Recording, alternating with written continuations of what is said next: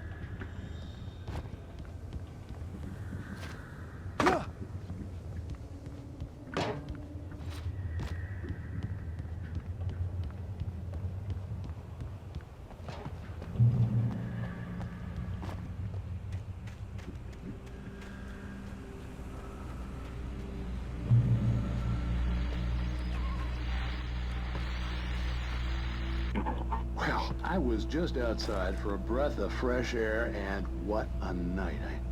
I know most of you are probably in your beds by now, but if you're still up and around, take a moment. Step outside for a spell and breathe in deep.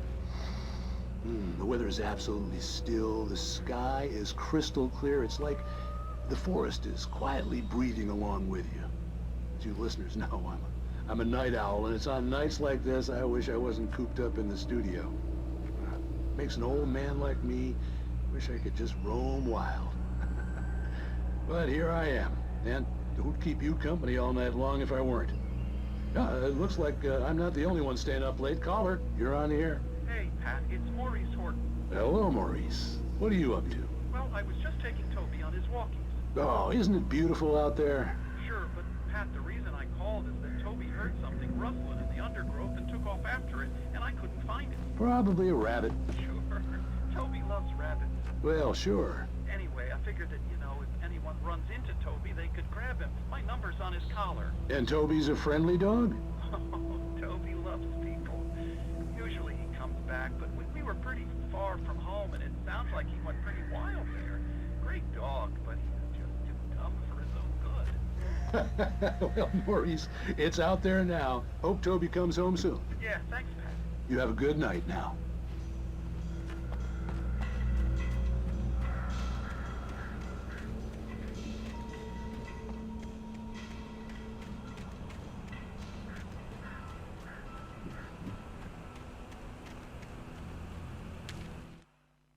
At first, I kept finding the pages as if by accident. The book I couldn't remember was either a terrible and true prophecy or an act of creation that had rewritten the world. I began to hunt the pages feverishly, for they held the answer to the mystery. With it, I could save myself. With it, I could save Alice.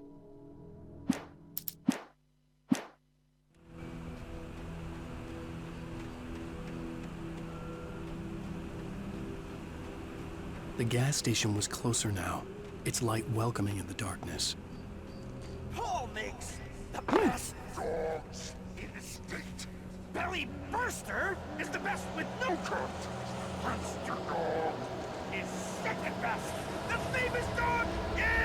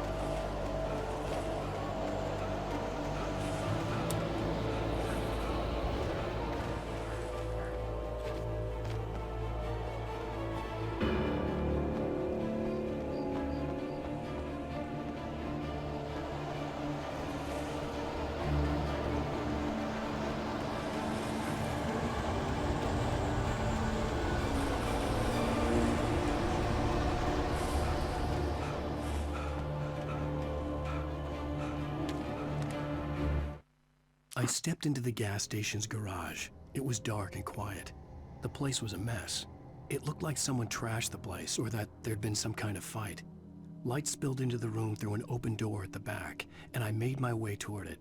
Without any warning, I was blinded by a bright light. An old portable TV on the shelf had come alive by itself. Impossibly, I could see myself on the screen, talking like a madman.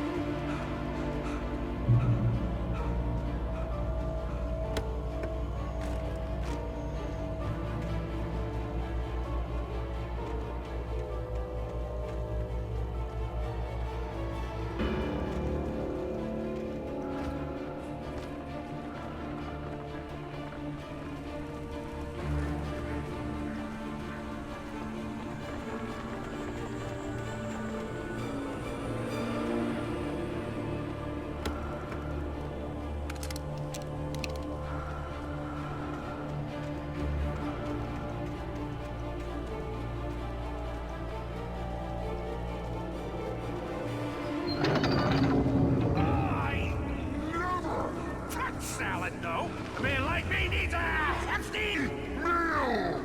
That's for the day.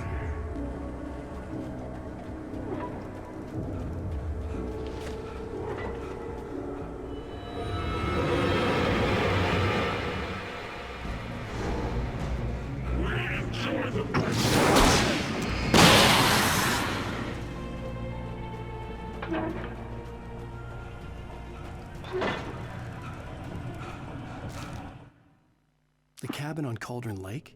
She asked. The sheriff looked at me suspiciously. The early morning light flooded through the office windows.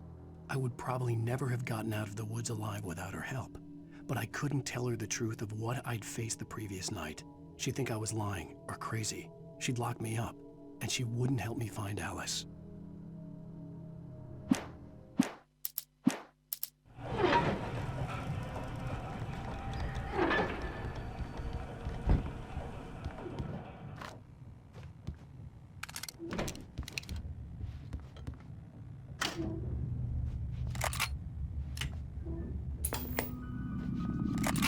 Science.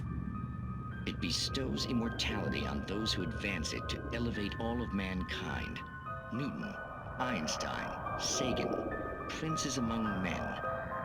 But the price for such a legacy is steep indeed. In Night Springs. Tonight's episode, a quantum suicide. If our lives are already written, it would take a courageous man to change the script. Having called a press conference, Dr. Barclay Colvin is about to demonstrate that very courage.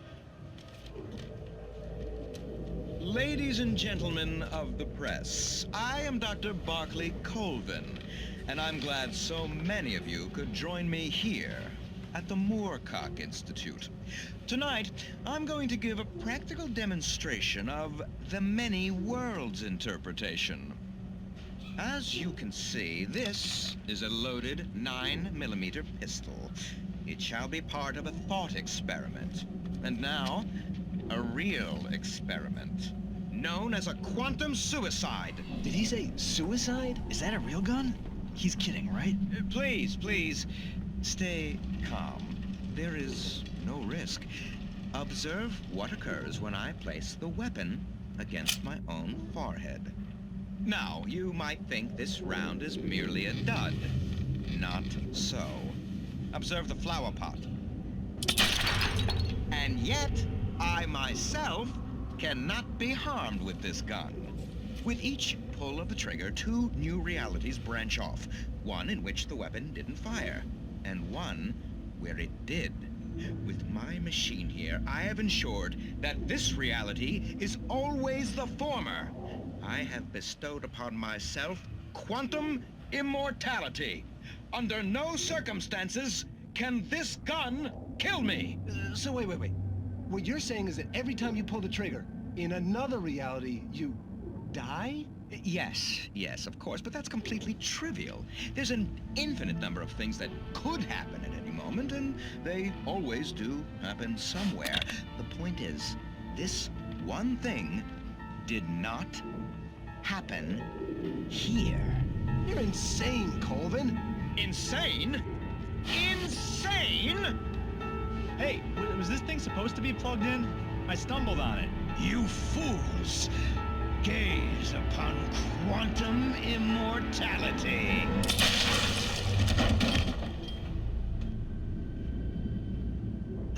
Poor Dr. Colvin, felled by his own hubris or the ignorance of the masses. Perhaps he should have left the crate unopened, the decaying atom unobserved. Curiosity often kills the cat in Night Springs.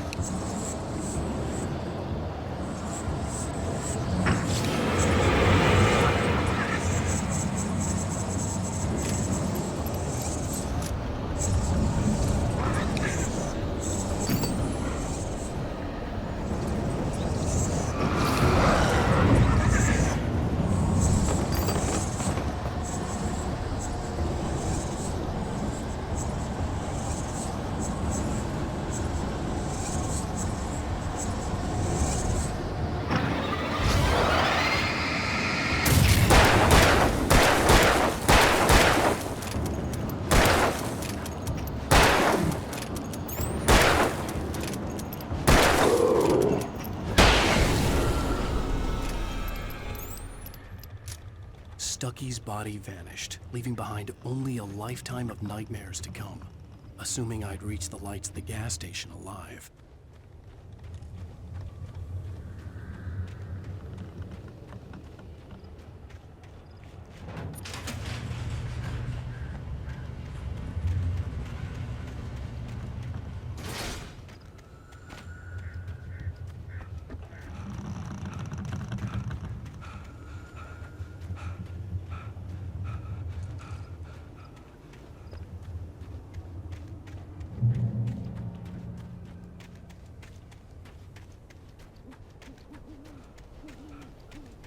I recognized the parade float I had seen in Bright Falls when I first arrived with Alice.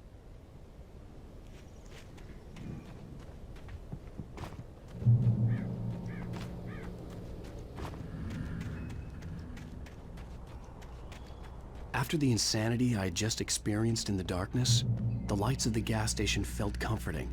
At least for a moment, the sane world reasserted itself. Stucky spat on the garage floor and tried to shake the cobwebs from his head. Ever since the couple never showed to pick up the keys, things had been fuzzy. Something, a feeling caught his attention. Stucky looked up and stared as his brain tried in vain to process the horror before him. He stumbled back, knocking over a can of oil. A black pool spread across the floor while he struggled for a brief moment, then let go as the unrelenting darkness engulfed him.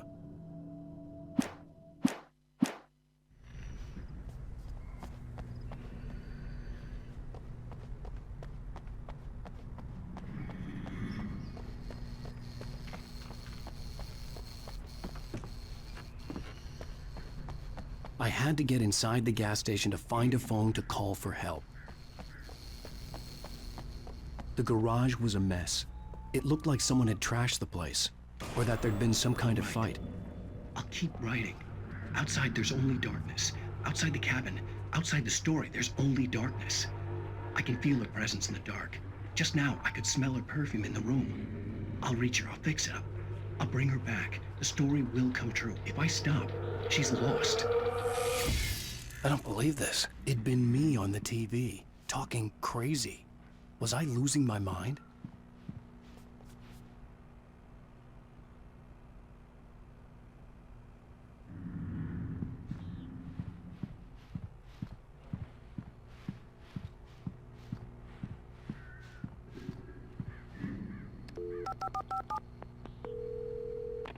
Bright Falls Sheriff Station.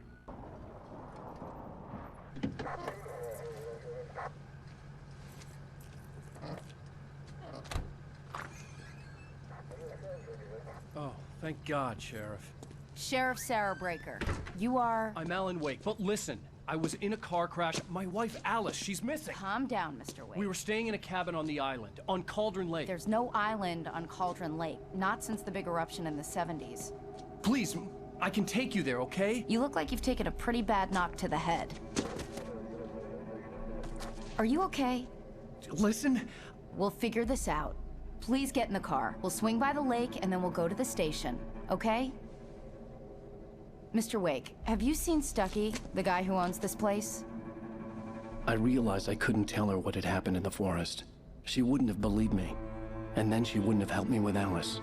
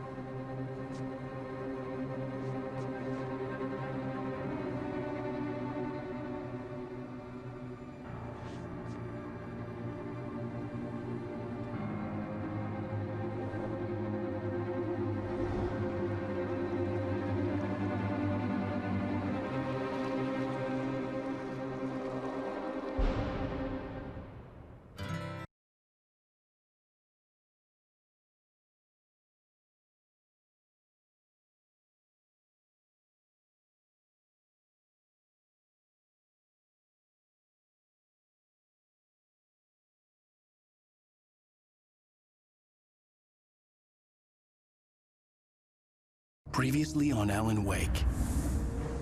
I came to Bright Falls with my wife, Alice. Thank you for coming here with me. I thought maybe you could write here. I don't want to hear it. God damn it, Alice. Now, she's missing. Alice? Alice? I woke up behind the wheel of a crashed car. I'm missing a week. I was attacked by shadowy men straight from a nightmare. The sheriff took me to the lake Alice and I had stayed at. But the cabin had disappeared.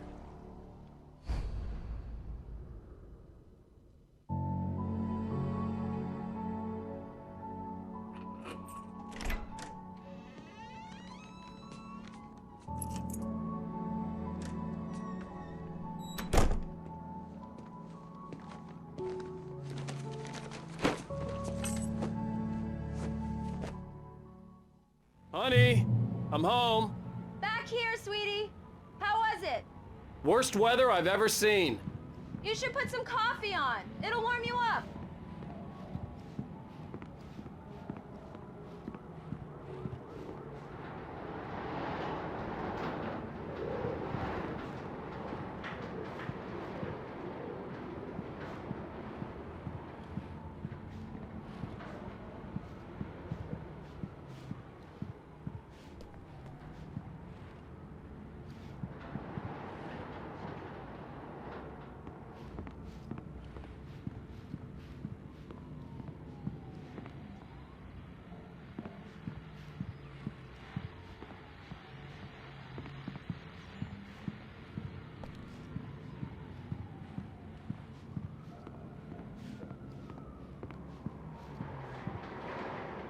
Coffee's on.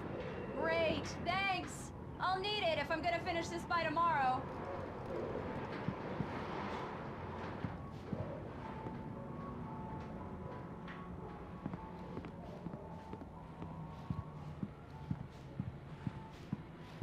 Oh, hey, I just finished those cover mock-ups. They're on your desk. Tell me what you think. No kidding. I didn't think you'd get them done this quickly. On occasion, I can perform all sorts of miracles, my dear.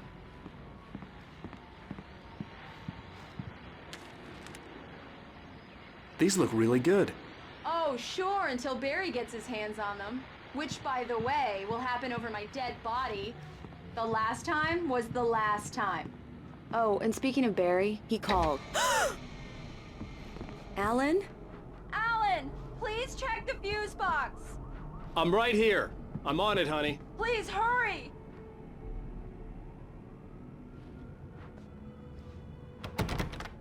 Honey, it's a power outage. I've got the flashlight. Okay. Hi. You okay? I'm sorry. It just really spooked me. Don't worry. We'll just break out the candles. I know it's stupid, but it's just... especially when I'm not prepared for it, you know? It gets to me. I love you. Tell me a story, writer. Okay. I used to have these nightmares when I was a kid. The dark really spooked me, too. When it got really bad, my mom gave me this old light switch. She called it the clicker. The clicker, huh? Yeah. If I ever got scared of the dark, I could just flip the switch and a magic light would scare the monsters away. Oh, sure. Here it is. Alan. Maybe it'll help you, too. Yeah, nice story, writer boy. You made that up right now, didn't you? No. Seriously. I love you, even if you are a liar. Thanks for this.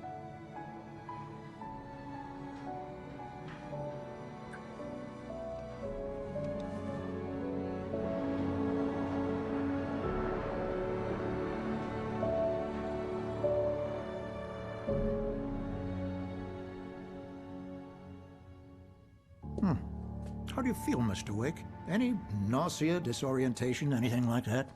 Mr. Wake, how are you feeling? I'm okay. My head's fine. I had to lie about my headache and memory loss. He'd send me to a hospital for tests. I couldn't leave without Alice. Very well. I don't think you have a concussion, but you've obviously been through quite a shock. You should take it easy for a couple of days. Thanks. Well then, Mr. Wake, we're done here. If the pain gets any worse or you experience any other symptoms, you should come see me. I'll let you get on with it then. Sarah, Sheriff Breaker, is waiting for you. She's very good at her job. I'm sure she can locate your wife in no time. Doc Nelson was the image of a small-town doctor. Sheriff Breaker had called him to the station to take a look at the cut in my head.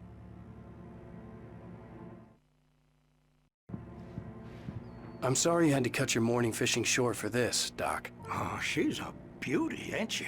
Not the biggest I ever caught, if you can believe that coming from an old fisherman like me, but she's right up there. Now, she's a largemouth bass, which is what you're after if you prefer a lure. Now, if you want either trout or salmon, on the other hand, then it's fly fishing for you. You a fishing man, Mr. Wake? Oh, doesn't really matter, I suppose. But it can be very relaxing out there. You can't get me off the water this time of year. Closest thing to heaven. I'll take your word for it, Doc.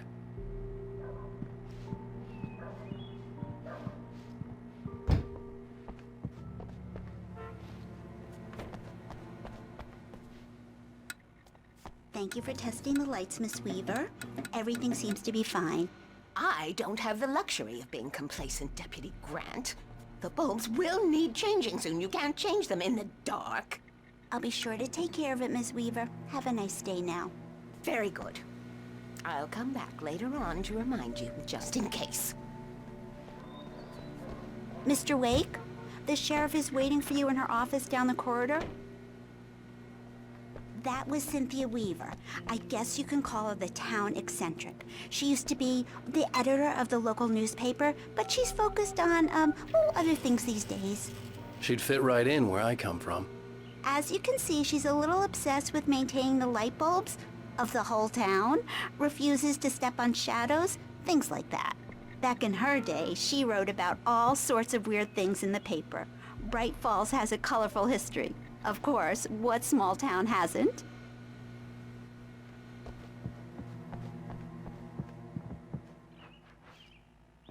Yeah, it's Mulligan here. I'm at Stucky's gas station with Thornton. There's no sign of him. Over. Wait. Yeah, this is Thornton. Look, we've located the parade float. It's here. That's some good news, right? Stucky was supposed to be driving it at the rehearsals today. Over. Oh, give me that. Mulligan here. Looks like someone really thrashed the garage. Over. Okay, roger that, guys. Keep looking for Stucky. Jane's out.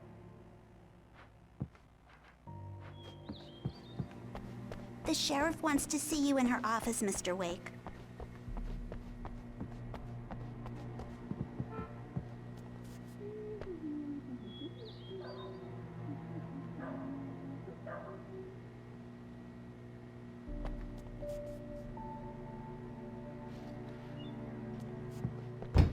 Come in, Mr. Wake. Your phone's on the desk. The battery was dead. It's charged now.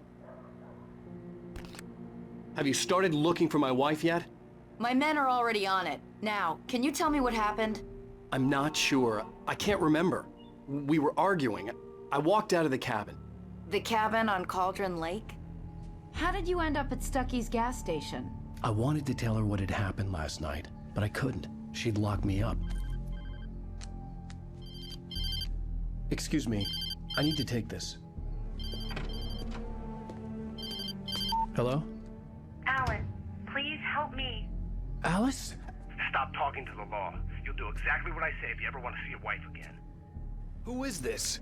Go to the back lot. There's a hole in the fence on the left. Look inside the junker. I left a little something there to convince you we're all on the same page here. After you ditch the cops, you're gonna meet me in Elderwood National Park. There's a spot called Lover's Peak. Midnight. Don't do nothing stupid, pal. We're watching you. Mr. Wake, can I help you with anything? I need to get some air. The sheriff said I could go out back. Of course, Mr. Wake. You can get there through the cell corridor. Just don't mind Walter in there. He's one of our regulars. I thought he quit drinking for good.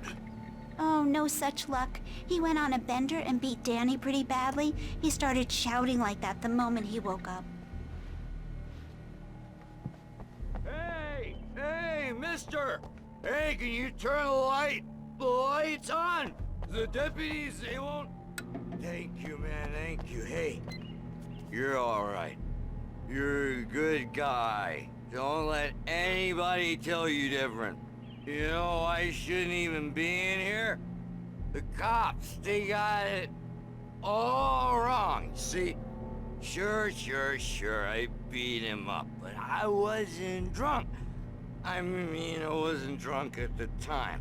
I only got drunk afterward. Okay, listen, you gotta listen carefully now. Here's the kicker. That wasn't Danny. No, sir. It only looked like him. You wanna know who it really was? I'll tell you who it really was. It was a goddamn space alien! I know it sounds like something a drunk would say, but believe me, I wasn't drunk then.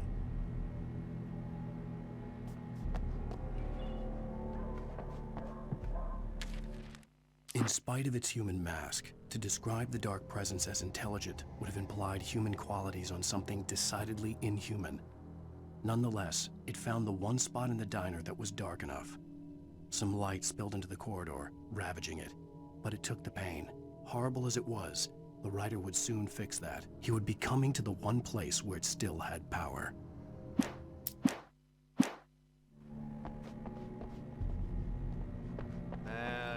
The early morning light hurt my eyes and made my head ache. The man on the phone had said, "Go through the fence on the left."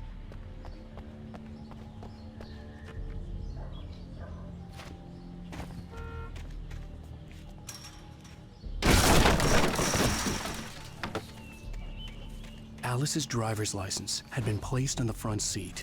The caller meant business. Barry? Ow! Ow! Thank God! Where the hell have you been? I've been trying to reach you for a week, you and Alice. I've been worried sick. I flew out yesterday. I'm here in Bright Falls. Barry, listen to me. I'm at the sheriff's station. Come and get me. I can't talk now. Al, what the hell is going on? I had to get the sheriff to let me go. I needed to get to Elderwood National Park to meet Alice's kidnappers.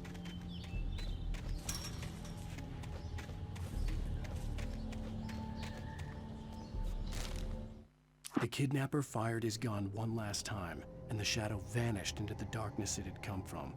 See? Nothing to it, Wake. The thought of Alice in his hands was revolting.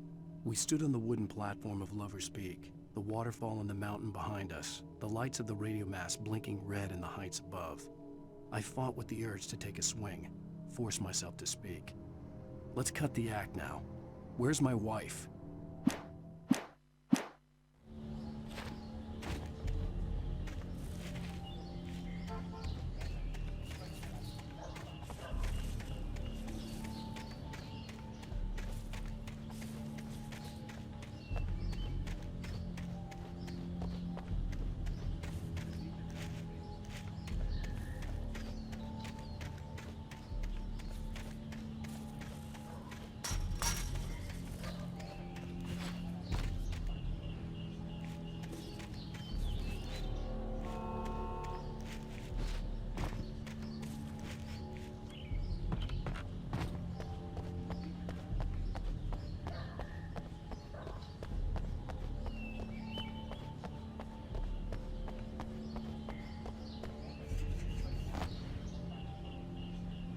Well, folks, it's been another long night, and it's about time for me to sign off for a while. God knows I need my beauty sleep.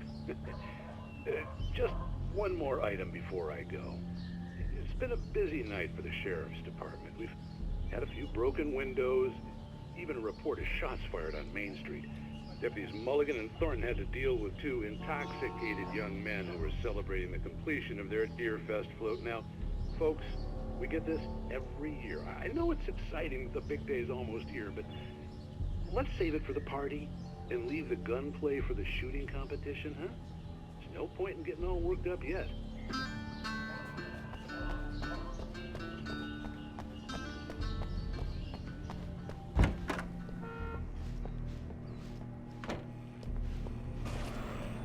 A writer is a light that reveals the world of his story from darkness, shapes it from nothingness. The way a sculptor carves a statue from a block of granite. If I stop, the world I'm making dies. Darkness will reclaim it. It's a long, hard journey into the dark. Alice's life is at stake, but I can't think about that, or I'll lose it. The dread lingers at the edge of perception. I'll push on. Anything is possible here. I'll write the story. I'll save her. Marvelous, Sarah. I just wanted to settle all the damage the Anderson brothers might have inadvertently caused. Are you feeling any better, Mr. Wake? I'd like to leave. Am I free to go? Well, we still need to talk about... Am I under arrest? No, of course not. But I need to know where you'll be staying so I can get in touch with you. I'd avoid the motel. The Majestic is known for its roaches. The cabins at Elderwood are pretty nice, though. That sounds perfect. I'm Dr. Emil Hartman. I'd like to invite you to stay at Cauldron Lake Lodge. Did you talk to my wife? I had the pleasure of discussing your situation with her on several occasions. Did you set something up with her? I invited her here. My clinic is a place where... Oh! Hey! Oh, my! Take it easy. Hey, nobody move! Get your hands off of my client! Who are you? I'm Barry Wheeler, his agent. If you have business with Mr. Wake, you talk to me. You yokels won't know what hit you once I sick my lawyers on your asses. No harm done, Sarah. I'm all right. I don't want to press charges. Mr. Wake, my offer still stands. Get me out of here. What the hell was that about, Al? We don't need a replay of that thing with the paparazzi. I thought they were gonna lock you up. I had to talk to someone. I told Barry everything. He thought I was certifiable, but when he heard about the manuscript, I had him. The fact that I'd written something, even if I couldn't remember it, was enough for him. He smelled money.